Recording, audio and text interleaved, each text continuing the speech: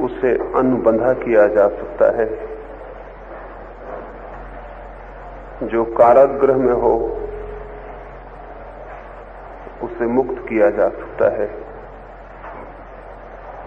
जो सोया हो उसे जगाया जा सकता है। लेकिन जो जागा हो और इस भ्रम में हो कि सो गया हूं, उसे जगाना बहुत मुश्किल है। और जो मुक्त हो और सोचता हो कि बंध गया हूं, उसे खोलना बहुत मुश्किल है। और जिसके आसपास कोई जंजीरें न हो और आंख बंद करके सपना देखता हो कि मैं जंजीरों में बंधा हूं और पूछता हो कैसे तोड़ूं इन जंजीरों को, कैसे मुक्त हो जाऊं, कैसे छूटूं, तो बहुत कठिनाई है। रात्रि संबंध में पहले सूत्र पर मैंने आपसे कुछ कहा है। मनुष्य की आत्मा परतंत्र नहीं है और हम उसे परतंत्र माने हुए बैठे। मनुष्य की आत्मा को स्वतंत्र नहीं बनाना है, बस यही जानना है कि आत्मा स्वतंत्र है।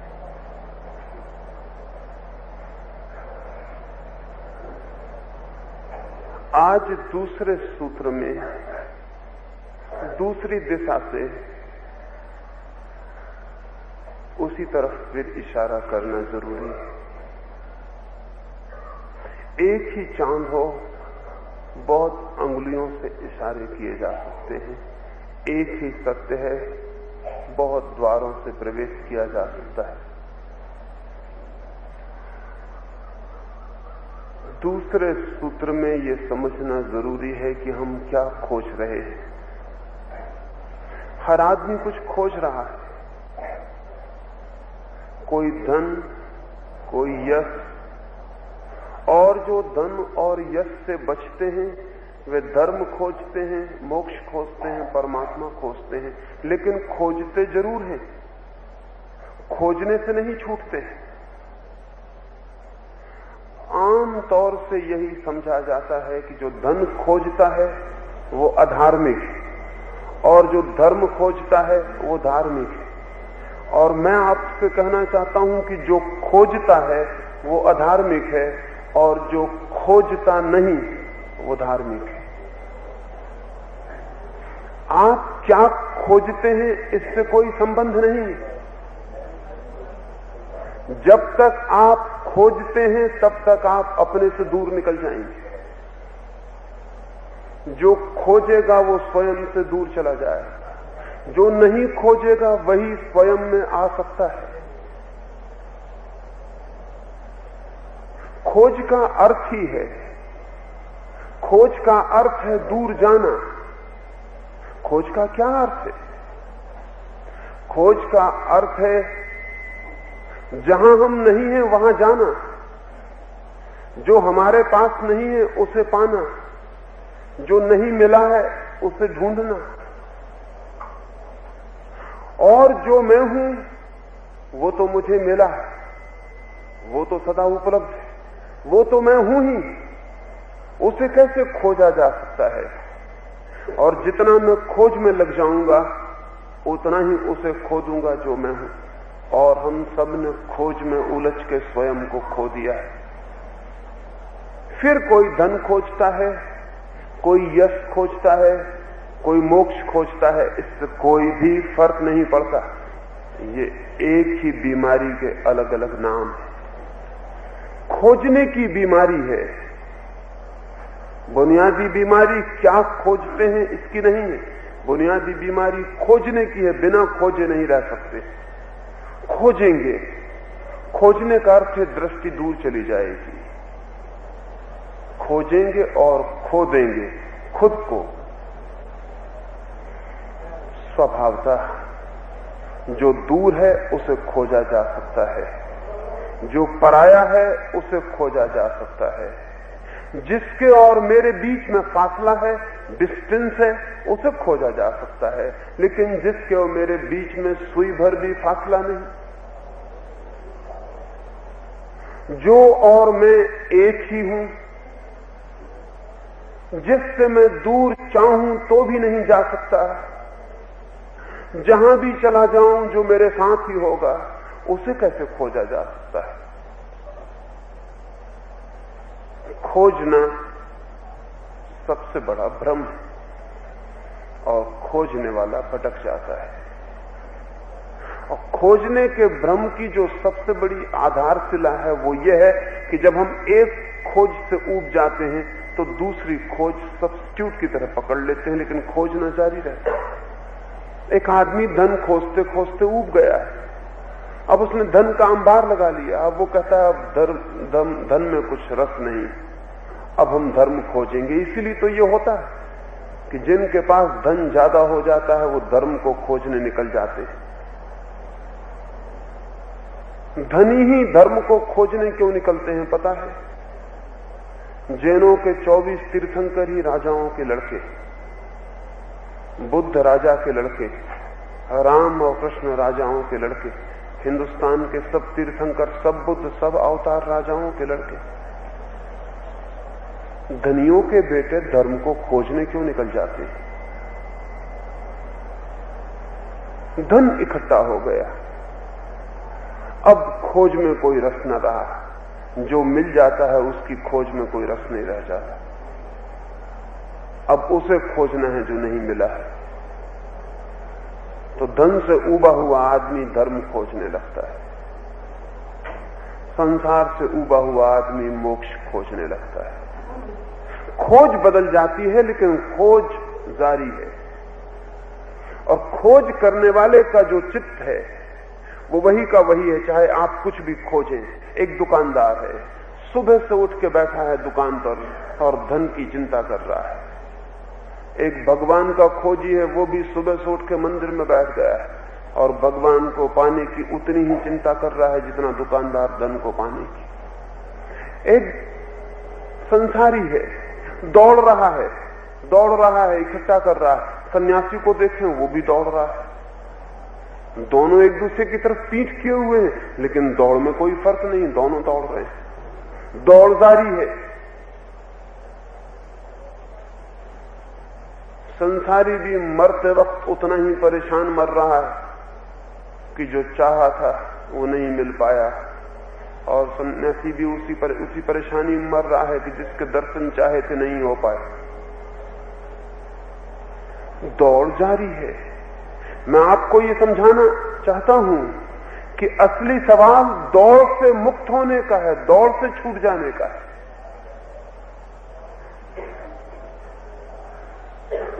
दौड़ का अर्थ ही यही है कि मेरी नजर किसी और पे लगी है, और जब तक मेरी नजर किसी और पे लगी है तो स्वयं पर कैसे हो सकती?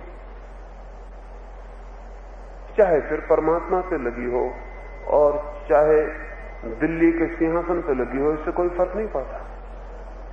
मेरी नजर कहीं और है, वहां नहीं है जहां मैं हूं। ये दौड़ने वाले चित्त का रूप है।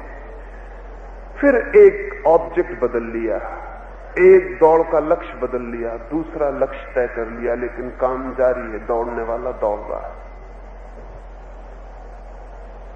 एक कोल्हू का बैल चल रहा है, वो कौन सी चीज का तेल निकालता है इससे थोड़ी फर्क पड़ता है। कोल्हू के बैल को चलना पड़ता है, तेल किसी चीज का निकलता हो, तेल कोई भी निकलता हो, कोल्हू का बैल चलता है। दौड़ने वाला चित्त दौड़ता है, वो किस चीज के लिए दौड़ रहा है इससे कोई फर्क नहीं पड़ता। लेकिन हम फर्क करते हैं, हम कहते हैं ये संसारी आदमी, ये धन के पीछे मरा जा रहा है, ये बहुत आध्यात्मिक आदमी है, ये भगवान को खोज रहा है। लेकिन ये दोनों एक जैसे आदमी हैं, इनमें कोई भी फर्क नहीं। दोनों दौड़ रहे, दोनों किसी चीज को पाने के लिए पागल हैं, दोनों का दिमाग कोई आकांक्षा कर रहा है, दोनों अपने से बाहर के लिए पीड़ित, दोनों अपने से बाहर कहीं पहुंच जाने के लिए आतुर, दोनों प्यासे हैं, दोनों कहते हैं वो मिल जाएगा तो सुख होगा, नहीं तो सुख नहीं हो सकता। कोई और चीज है जिसे मिल जाए तो आनंद होगा, अन्यथा मैं दुखी रहूंगा।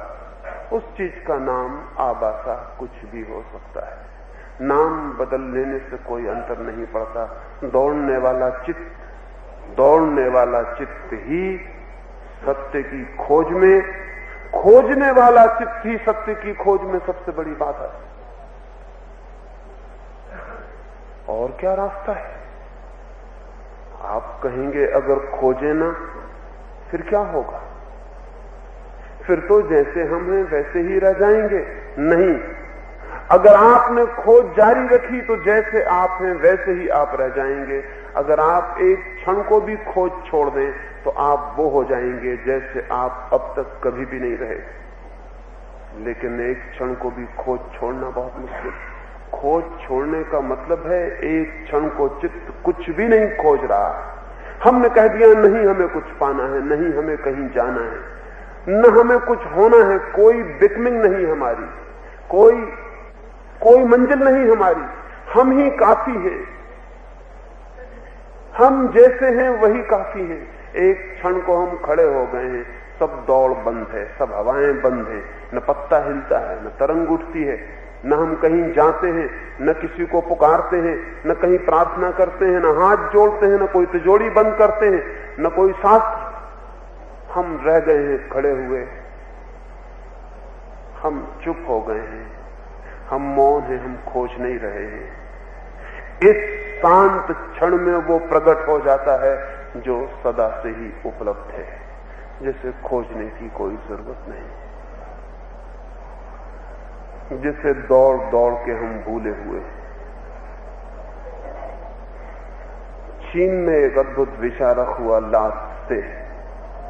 लात्से ने एक वचन कहा है जब तक खोजा तब तक नहीं पाया,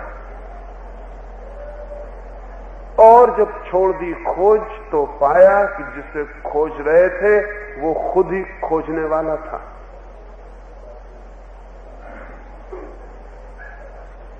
जैसे कोई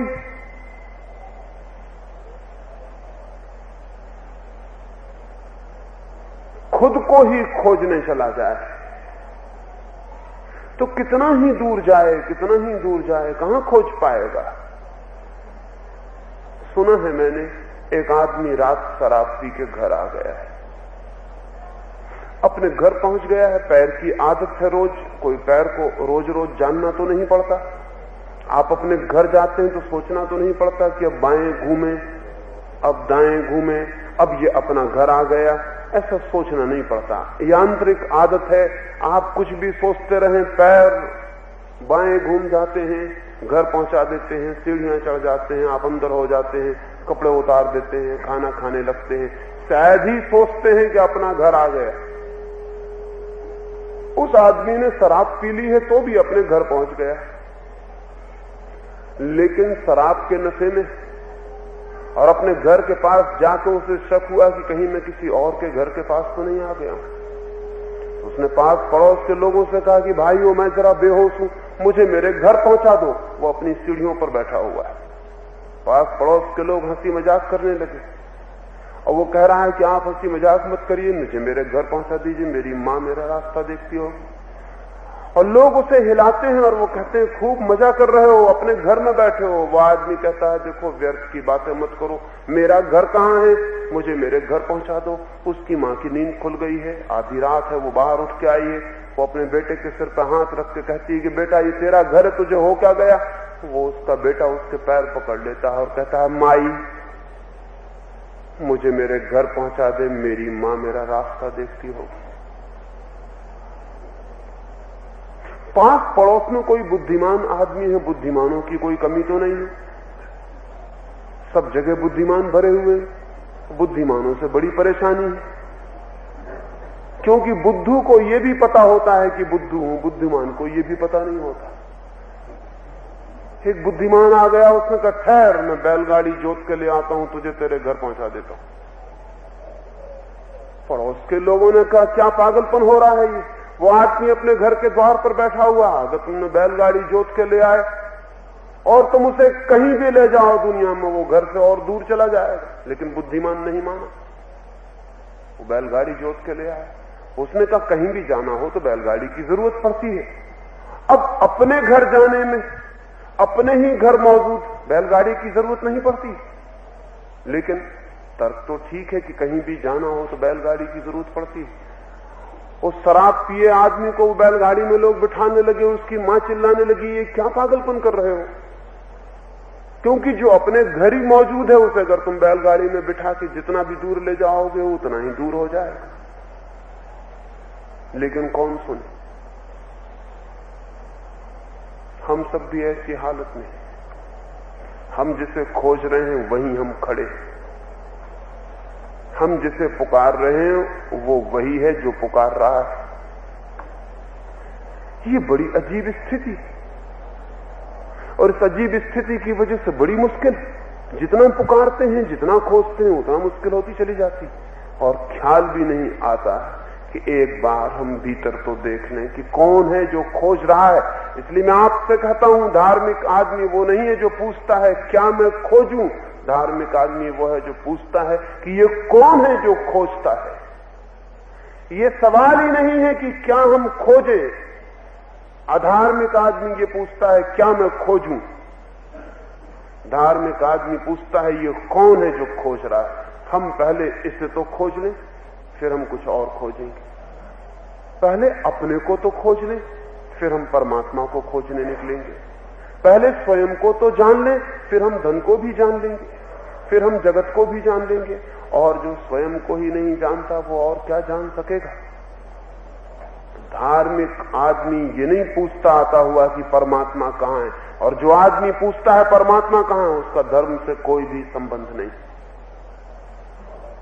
धार्मिक आदमी ये नहीं पूछता मोक्ष कहां है, और जो पूछता है उसका धर्म से कोई संबंध नहीं। धार्मिक आदमी ये पूछता है ये मुक्त होने की आकांक्षा किसकी है, ये कौन है जो मुक्त होना चाहता है, ये परमात्मा की प्यास किसकी है, ये कौन है जो परमात्मा की मांग करता है, ये आनंद की आकांक्षा किसकी है, ये कौन है जो आनंद के लिए रो रहा है, तड़प रहा है, पुकार रहा है। ये कौन हूं मैं, ये खोजने वाला कौन है, इसे तो जान लूं, पहचान लूं। लेकिन धर्म के नाम पर अब तक व्यर्थ की बातें ही सिखाई और समझाई गई। धर्म की सारी दिशा ही गलत कर दी गई। धर्म का कोई भी संबंध खोज से नहीं, खोज के विषय से नहीं, खोजने वाले से है। दी सीकर, वो कौन है जो खोज रहा है, और इसे खोजना हो तो कहां जाना पड़ेगा खोजने? कहां जाना पड़ेगा? हिमालय, बद्री, केदार, काशी, कहां जाना पड़ेगा? एक गांव में बड़ी भीड़ थी। एक फकीर अपने झोपड़े से निकला और लोगों से पूछने लगा, बड़ी भीड़ है, सारे लोग कहां जा रहे हैं? तो उन लोगों ने कहा, तुम्हें पता नहीं? एक आदमी हमारे गांव का मक्का मदीना होकर लौटा है, ये लाखों लोग उसके दर्शन करने जा रहे हैं। उस फकीर ने कहा, धत तेरी की, मैं तो समझा कि किसी आदमी को दर्शन करने मक्का मदीना आए हुए इसलिए लोग जा रहे हैं, क्योंकि इतनी भीड़, एक आदमी मक्का मदीना हो आए, इसमें क्या मतलब है? जब मक्का मदीना किसी आदमी के पास आते हैं तब कुछ मतलब होता है। वो वापस अपने झोपड़े के भीतर चला गया।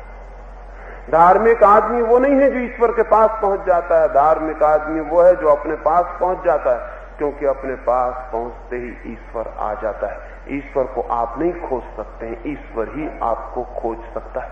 हम कैसे ईश्वर को खोज सकते हैं? हम तो अपने को ही नहीं खोज पाते, अपने को ही नहीं जान पाते, और ईश्वर को जानने की कामना जगाते हैं। अहंकार है मनुष्य का कि मैं ईश्वर को पालूं, ये सबसे बड़ा अहंकार है। धन पाने वाले का अहंकार इतना बड़ा नहीं है, इसलिए सन्यासियों से ज्यादा दम्भी आदमी खोजना बहुत मुश्किल है। बड़ा ईगो है, बड़ा अहंकार है। काहे का अहंकार है? ईश्वर को पा लेने का भ्रम।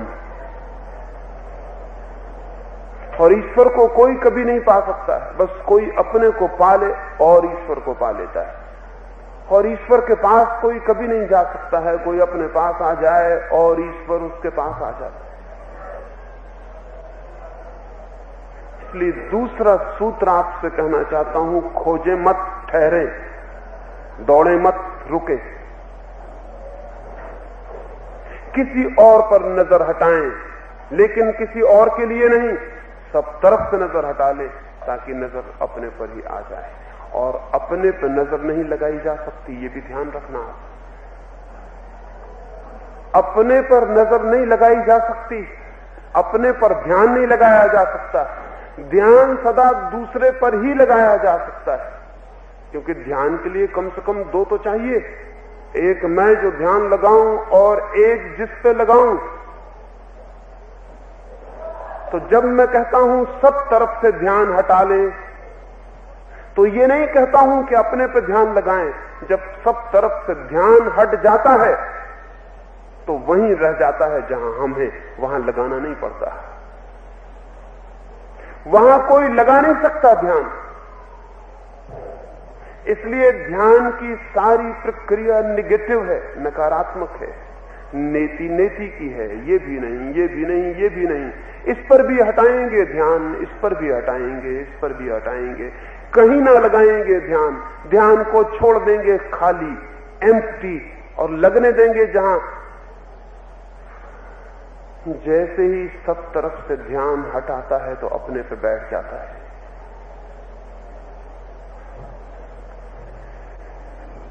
दूसरा सूत्र समझ में आ सके उसके लिए जरूरी है कि हम संसारी के भ्रम को भी समझें और सन्यासी के भ्रम को भी। एक सिकंदर है, एक चंगेज है, वो सारी दुनिया को जीतने निकले हुए हैं। वो कहते हैं हम सारी दुनिया जीत लेंगे। मैं कहता है सारी दुनिया जीत लूंगा।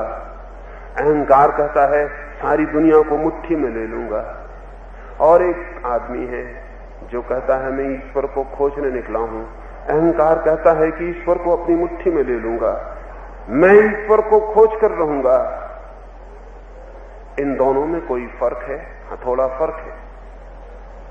संसारी की खोज छोटी है, संसार बहुत छोटा है। ईश्वर का तो अर्थ है समग्र, द टोटल, वो जो पूरा है। सन्यासी कहता है पूरे को अपनी मुट्ठी में ले लूंगा। दोनों में कोई भी धार्मिक नहीं है। धार्मिक कहता है मैं खोजूंगा मेरी मुट्ठी किसकी है। मैं किसी को मुट्ठी में लेने नहीं चला हूं, मैं ये खोजने चला हूं कि ये मुट्ठी किसकी है। कौन इस मुट्ठी को बांधता, कौन इस मुट्ठी को खोलता। मुझे इसकी फिक्र नहीं कि मुट्ठी में क्या है, मुझे इसकी फिक्र है कि मुट्ठी में कौन है, मुट्ठी के भीतर कौन है जो मुट्ठी बांधता और खोलता। इसकी मुझे फिक्र नहीं कि आंख से मैं क्या देखूं, एक सुंदर स्त्री देखूं, एक सुंदर फूल देखूं, एक सुंदर भवन देखूं या भगवान देखूं। ये सवाल नहीं है कि आंख से मैं किसको देखूं, ऑब्जेक्ट का सवाल नहीं। सवाल यह है कि कौन है जो आंख से देखता है। इन दोनों बातों में स्पष्ट भेद हो जाना चाहिए। एक वो जो दिखाई पड़ता है और एक वो जो देखता है। दिखाई पड़ने वाली चीजें बदल सकती हैं। कोई धन को देखते देखते भगवान को देखने लग सकता है,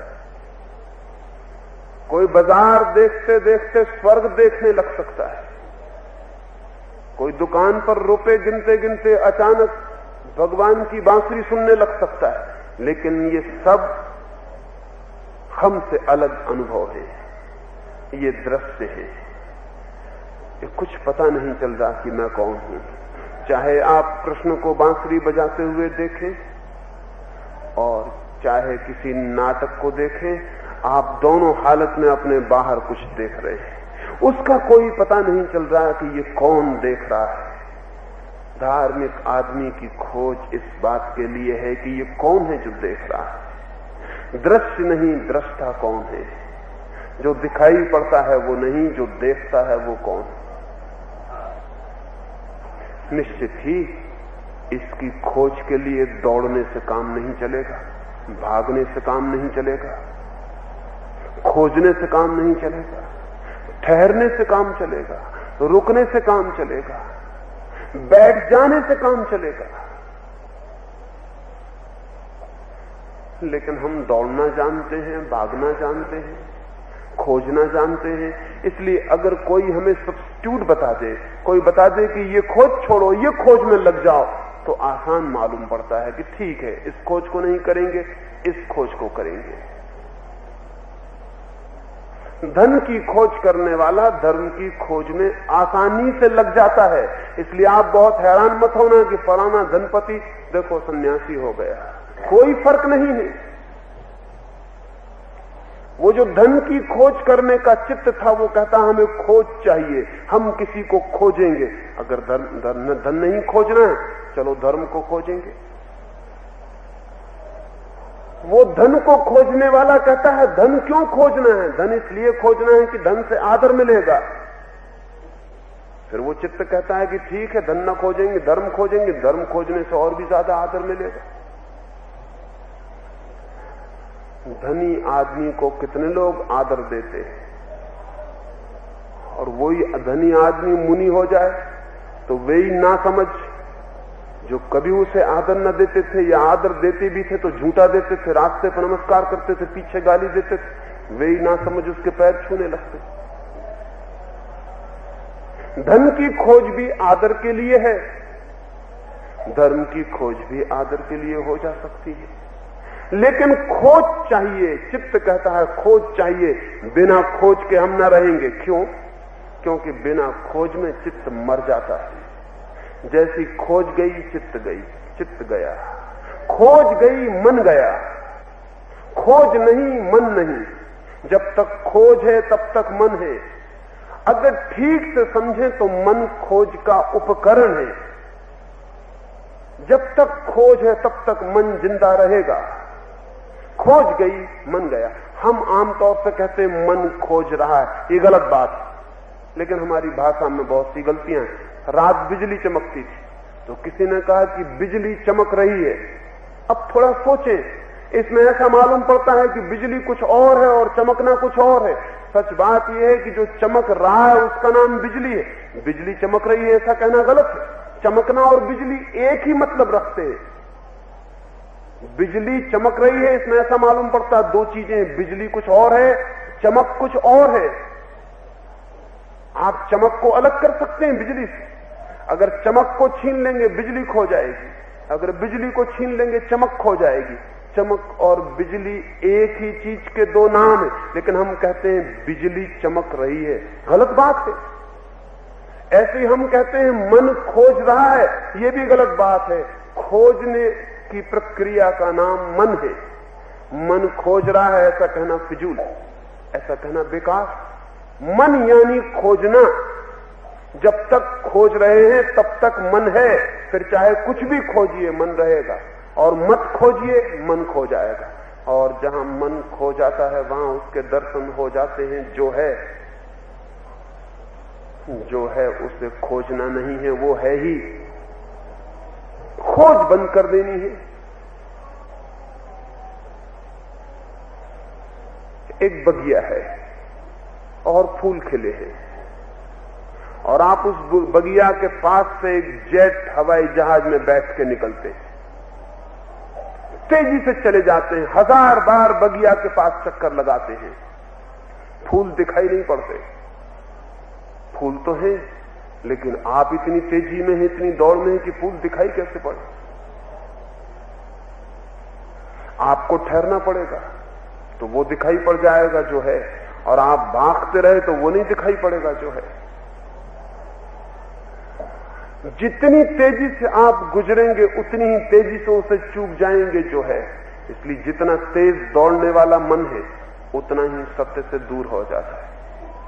जितना ठहरा और खड़ा हुआ मन उतने सत्य के निकट हो जाता है। सच तो यह है कि ठहरा हुआ मन, उसका अर्थ है आमन, नो माइंड, मन गया, ठहरा की गया।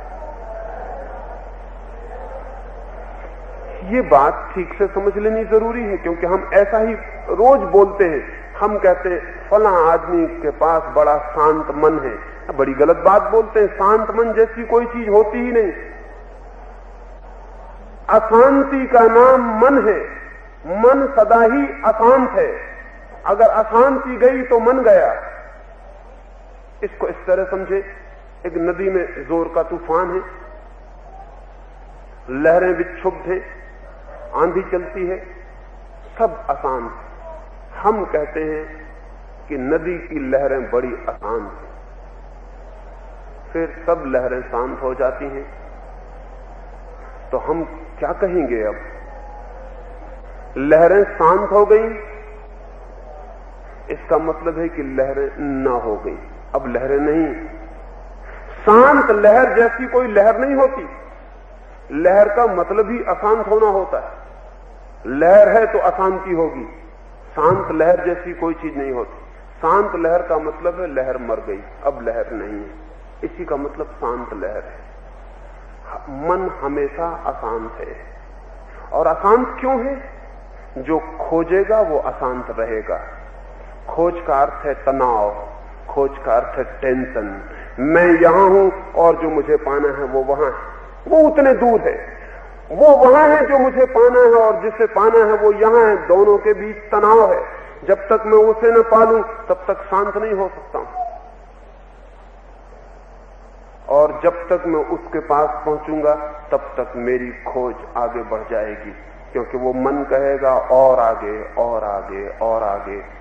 क्योंकि मन जब तक कहे और आगे तभी तक जी सकता है। मन जब तक कहे और खोजो और आगे खोजो तभी तक बच सकता है। इसलिए मन रोज आपको और आगे ले जाता है। मन भविष्य में ले जाता है और आप वर्तमान में। खोज भविष्य में ले जाती है और सत्ता वर्तमान में।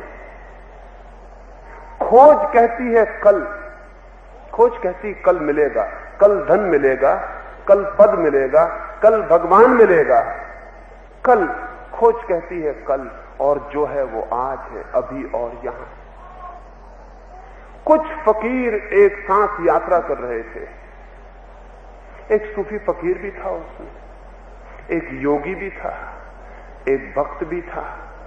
वे एक गांव में ठहरे और गांव में उन्होंने भीख मांगी, और फिर उस सूफी को कहा कि तुम जाओ और बाजार से भोजन ले आओ। वो बाजार से हलवा ले आया, लेकिन पैसे कम थे, हलवा थोड़ा था, आदमी ज्यादा थे।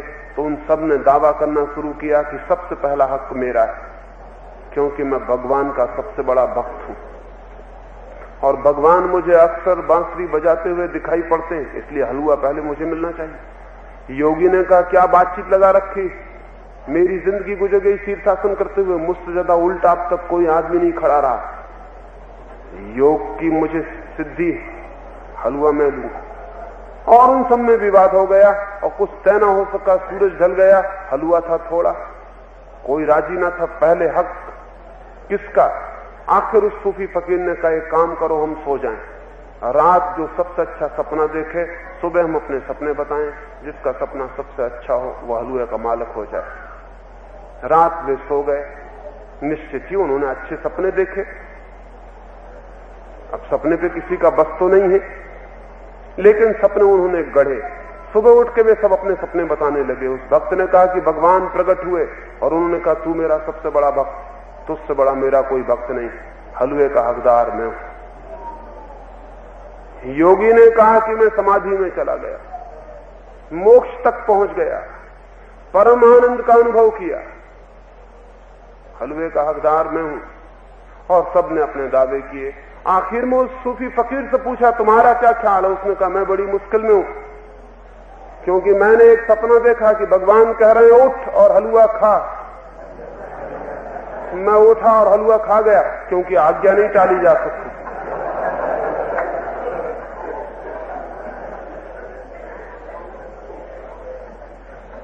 आज्ञा कैसे टाल सकता था?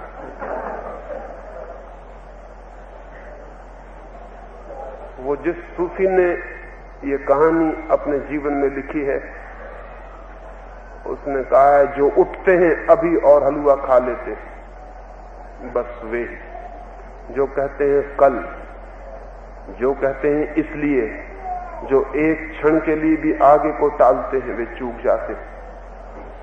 और खोज सदा आगे को टालती है। खोज पोस्टपोनमेंट है, खोज स्थगन है।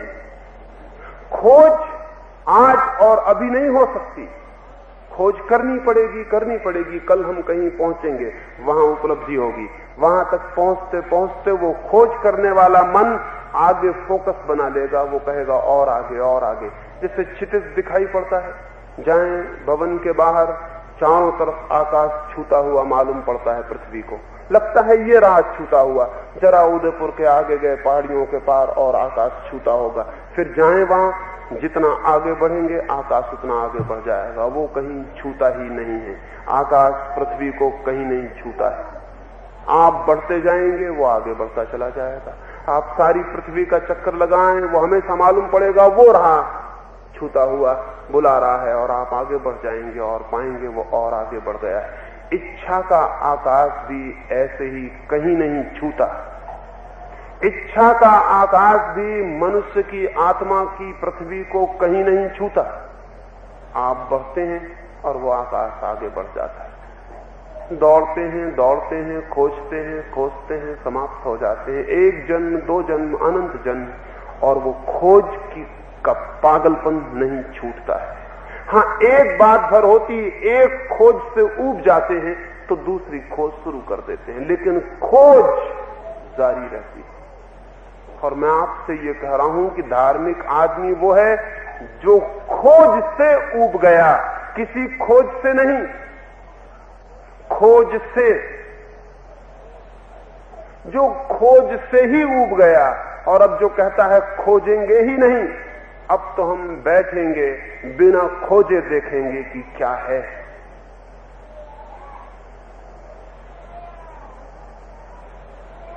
बिना खोजे बैठ के देखने का नाम ध्यान।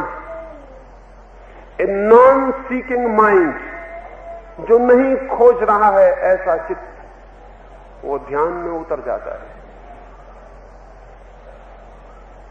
वो ध्यान में पहुंच जाता है। वो अवस्था ही ध्यान है। ए नॉन सीकिंग माइंड, एक क्षण को भी हमने नहीं जाना है ऐसा कि जब हम न खोजते हो, हम कुछ ना कुछ खोजते ही हैं। ये खोज हमारी भीतरी बेचैनी का लक्षण। अगर एक आदमी को एक कमरे में आप खाली छोड़ दें और कुछ भी न हो और एक छेद से देखते रहें, तो वो आदमी खोज करेगा उस कमरे में। वो बैठेगा नहीं, वहां कुछ भी नहीं। अगर एक रद्दी अखबार का टुकड़ा पड़ा मिल जाएगा तो उसको पढ़ेगा, 1 दफा, 2 दफा, 10 दफा, उसी को बार बार पढ़ेगा। खिड़की खोलेगा, बंद करेगा, वो कुछ ना कुछ करेगा, वो कुछ ना कुछ करना जारी रखेगा। लेटेगा तो करवट बदलेगा, उठेगा तो हाथ पैर हिलाएगा। बुद्ध के सामने एक दिन एक आदमी बैठा है, पैर का अंगूठा हिला रहा है। बुद्ध ने बोलना बंद कर दिया और कहा कि मेरे मित्र ये अंगूठा क्यों हिलता है। जैसे ही बुद्ध ने कहा, उस आदमी का अंगूठा रुक गया। उसने कहा आप तो अपनी बात जारी रखिए, आप कहां अंगूठा वगैरह देखते हैं, आपको क्या मतलब मेरे अंगूठे से। बुद्ध ने कहा तुझे मतलब नहीं है तेरे अंगूठे से, मुझे है। ये अंगूठा हिलता क्यों है? उस आदमी ने कहा यूं ही हिलता था, मुझे कुछ पता भी नहीं था। बुद्ध ने कहा तेरा अंगूठा है और तुझे ही पता ना हो, तब बड़ी मुश्किल होगी। तो आदमी होश में है कि बेहोश? अंगूठा क्यों हिलता था? उस आदमी ने कहा आप भी कहां की फिजूल की बातों में उलझते हैं, अंगूठे से क्या लेना देना है। बुद्ध ने कहा ये सवाल अंगूठे का नहीं है, ये बताता है कि चित्त भीतर बेचैन हिलता है। आप देखिए एक आदमी कुर्सी पे बैठा है, कुछ नहीं, टांगे ही हिला रहा। पूछे इससे ये टांगे किस लिए हिला रहे हैं? कहीं जाएं और टांगे हिलाएं समझ में आता है, कहीं जा नहीं रहे, बैठे बैठे टांगे हिला रहे। क्या हो गया आपको? भीतर मन हिल रहा है, वो कहता है कुछ करो, कुछ न करोगे तो कुछ फिजूल ही करो। एक आदमी सिगरेट पी रहा है, अब सिगरेट पीने में कोई भी सार्थकता नहीं, धुआं भीतर ले जा रहा है, बाहर निकाल रहा है। कोई पूछे कि तुम क्या कर रहे हो, धुएं को बाहर भीतर क्यों कर रहे हो? वो तो चलता है और हम सब देखने के आदी हो गए। अगर एक आदमी एक गिलास ले ले, पानी अंदर ले जाए और बुल के, तो हम उसको पागल कहेंगे।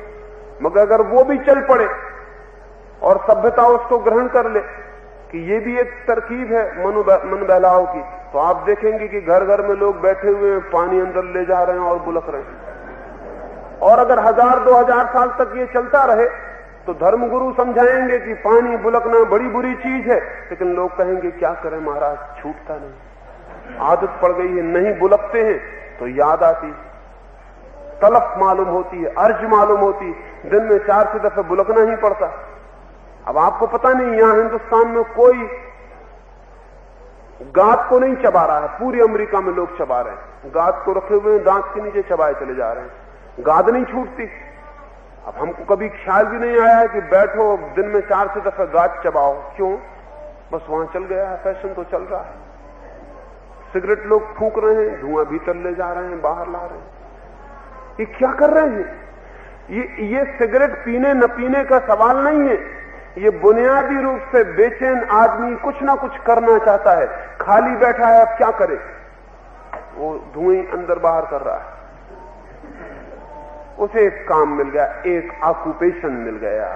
सिगरेट एक ऑक्यूपेशन, खाली आदमी के लिए कुछ उलझाव का रास्ता है।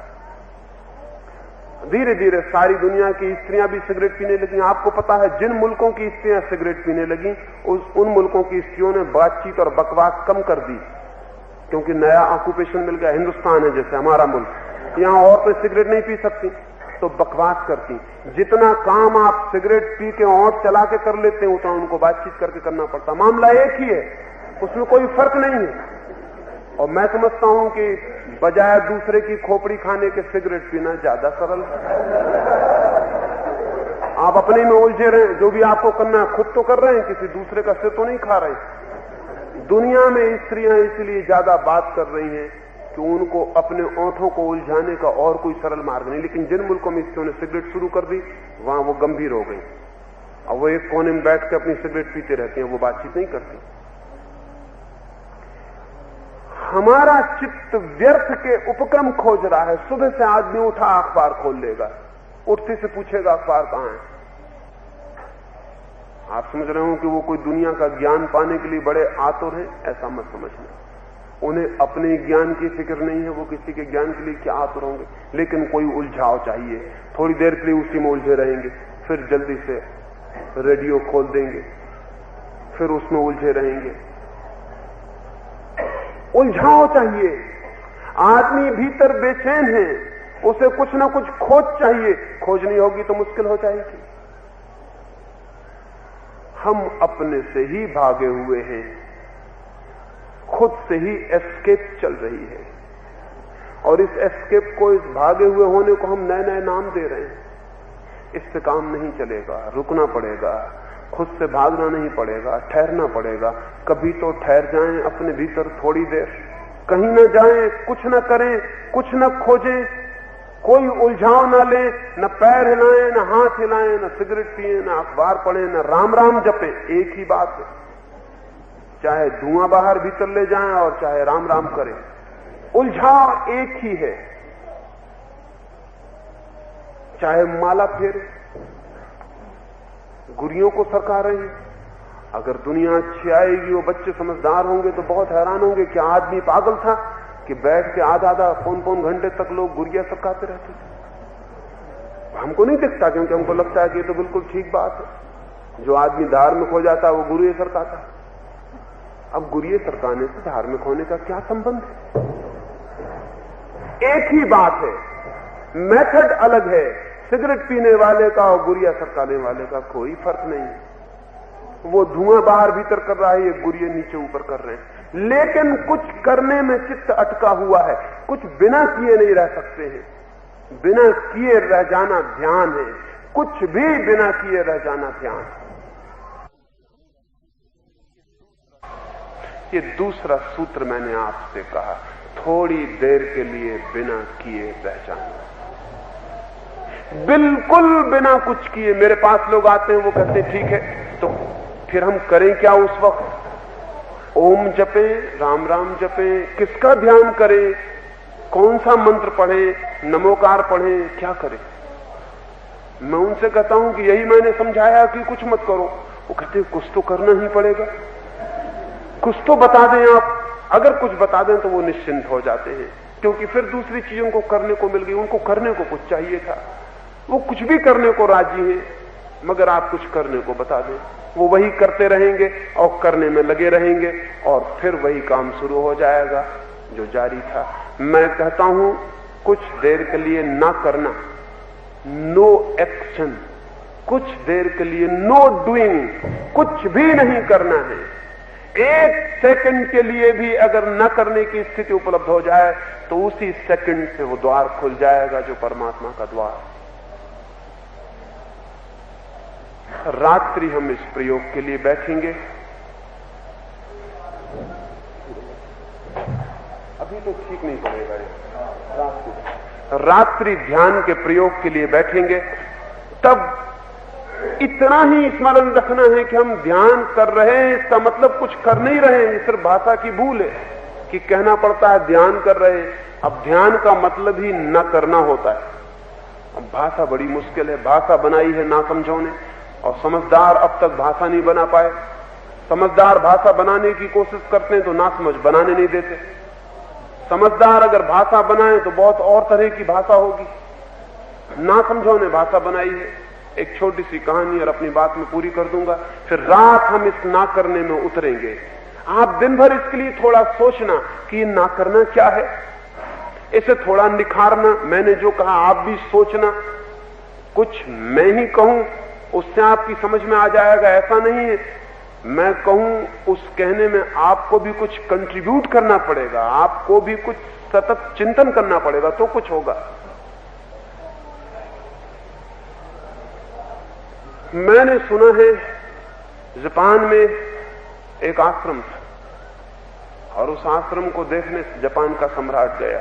बड़ा आश्रम है, सैकड़ों भिक्षुओं की कोठरियां हैं। एक एक जगह जाके आश्रम के गुरु ने सम्राट को दिखाई, बाथरूम भी बताए, संडासें भी बताई, व्यायाम की जगह बताई, अध्ययन की जगह बताई। और सम्राट बार बार पूछने लगा क्या छोटी छोटी चीजें दिखाते हो, बीच में जो बड़ा भवन खड़ा है वहां क्या करते हो? लेकिन जब भी वो सम्राट कहे बीच में जो भवन खड़ा है वहां क्या करते हो, वो भिक्षु ऐसा बहरा हो जाए जैसे सुना ही नहीं, और सब बातें सुने। सम्राट को क्रोध आ गया, क्योंकि जो देखने आया था वो भवन वो दिखाता नहीं है और फिजूल की चीजें दिखा रहा है कि यहां गाय भैंसे बांधते। और सम्राट ने कहा क्या पागल हो गए हो, मुझे तुम्हारी गाय भैंस से कहां बांधते हो कोई प्रयोजन नहीं, मैं ये भवन देखने आया हूं कि वहां क्या करते हो। जैसे वो कहे वहां क्या करते हो, वो भिक्षु एकदम चुप हो जाए। सम्राट क्रोध में वापस लौट आया दरवाजे पर और कहा कि मैं दुखी लौट रहा हूं, या तो तुम पागल हो और या मैं पागल हूं। ये बड़े भवन में क्या करते हो, बोलते क्यों नहीं? उस भिक्षु ने कहा आप गलत सवाल पूछते और अगर मैं जवाब दूंगा तो वो गलत हो जाएगा। गलत सवाल का कभी सही जवाब नहीं हो सकता। तो मैं क्या गलत पूछता हूं, मैं ये पूछता हूं उस भवन में क्या करते हो। उसने कहा कि इसीलिए आप करने की भाषा समझते हो, इसलिए मैंने बताया कि यहां भिक्षु स्नान करते हैं, यहां अध्ययन करते हैं, यहां व्यायाम करते हैं, और वो जो भवन है वो हमारा ध्यान कक्ष है, वहां हम कुछ भी नहीं करते। अब आप पूछते हो वहां क्या करते हैं, तो मैं चुप रह जाता हूं कि यह आदमी अपनी भाषा नहीं समझेगा, ये करने की भाषा समझने वाला। इसलिए मैं बताता हूं यहां हम गाय भैंस बांधते हैं और वहां जब किसी को कुछ भी नहीं करना होता तो कोई चला जाता है, वो हमारा ध्यान भवन है, वो हमारा मेडिटेशन हॉल है। वहां हम कुछ करते नहीं महाराज। वहां जब न करने का मन होता है तब हम चले जाते हैं। वहां हम कुछ भी नहीं करते, वहां हम होते हैं, करते नहीं, बस वहां सिर्फ होते हैं, वहां हम कुछ भी नहीं करते। थोड़ा सोचना, दिन भर इस पे विचार करना, तो रात उपयोगी होगा। क्योंकि मैं कह दूं इतना काफी नहीं है, आप सोचोगे तो जो मैंने कहा है वो और निखर जाएगा। कुछ आप भी उसमें अनुदान करना। मैंने सुना है एक सम्राट ने अपने एक मित्र को मेहमान की तरह बुलाया हुआ था और वो शिकार के लिए गए। तो मित्र को सताने के लिए, मित्र एक ज्ञानी था, उसको सताने के लिए शिकार पर जब गए तो उसे सबसे रद्दी घोड़ा, जो इतना धीमा चलता था कि कभी शिकार तक पहुंचना ही मुश्किल था, उसको पकड़ा दिया। गए शिकार को तो सब तो शिकार के जंगल में पहुंच गए, वो मित्र अभी गांव के बाहर ही नहीं निकल पाए थे। घोड़ा ऐसा चलता था कि अगर बिना घोड़े के होते तो ज्यादा चल जाते। कई दफा ऐसा होता है कि साधन बाधा बन जाते। लेकिन भाग्य की बात, पानी गिरा जोर से, तो मित्र गांव के बाहर से वापस लौट आया। उसने अपने सारे कपड़े निकाल के अपने नीचे रख लिए और घोड़े के ऊपर बैठ गया। जब वो घर पहुंचा उसने कपड़े पहन लिए। राजा और बाकी साथी जंगल तक पहुंच गए थे, वो भागे हुए आए, बिल्कुल तरबतर हो गए। देखा कि मित्र तो साफ कपड़े पहने हुए, जरा भी भीगा नहीं। उन्होंने पूछा क्या मामला है? तो उस मित्र ने कहा ये घोड़ा बड़ा अद्भुत है, ये इस तरकीब से ले आया कि कपड़े भीग ना पाए। दूसरे दिन फिर शिकार को निकले। राजा ने कहा आज मैं इस घोड़े पर बैठूंगा। मित्र ने कहा आपकी मर्जी। मित्र को तेज घोड़ा दे दिया राजा ने और राजा उस घोड़े पर बैठा। फिर पानी गिरा। मित्र ने फिर कपड़े निकाल के घोड़े की पीठ पर रख कर उसके ऊपर बैठ गया और तेजी से घर आया। कल से भी कम भीगा क्योंकि आज तेज घोड़ा था। राजा कल से भी ज्यादा भीग गया क्योंकि वो घोड़ा तो बिल्कुल चलता ही नहीं था। सारी वर्षा उसके ऊपर गुजरी। घर आकर उसने कहा कि तुमने झूठ बोला, ये घोड़ा तो हमें और भिगा दिया। मित्र ने कहा महाराज अकेला घोड़ा काफी नहीं होता, you have to contribute something. आपको भी कुछ करना पड़ता है। घोड़ा अकेला क्या करेगा?